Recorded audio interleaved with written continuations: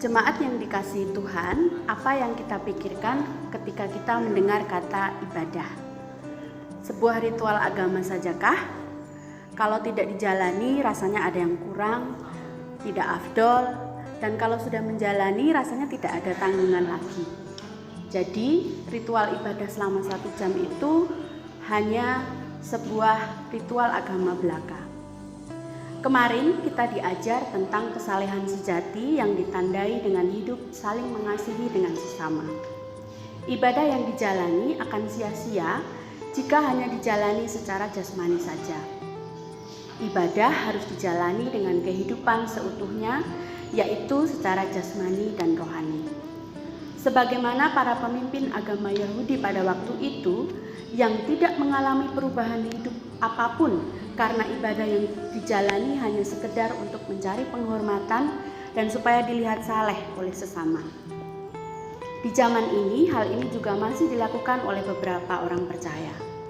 Beberapa dari kita mengikuti ibadah supaya dilihat saleh oleh orang lain, supaya masih dianggap sebagai orang Kristen, atau supaya tidak dikunjungi oleh majelis.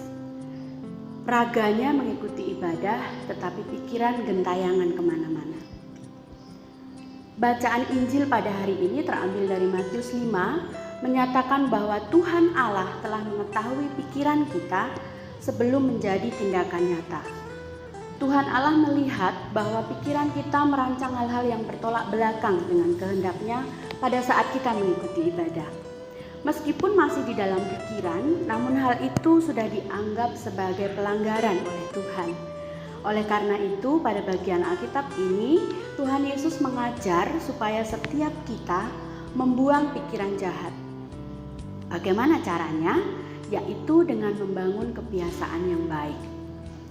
Pada bagian akhir dari Matius 5 ini, tertulis pada ayat 48 dikatakan oleh Tuhan Yesus, "Hendaklah kamu sempurna karena Bapamu yang di surga adalah sempurna."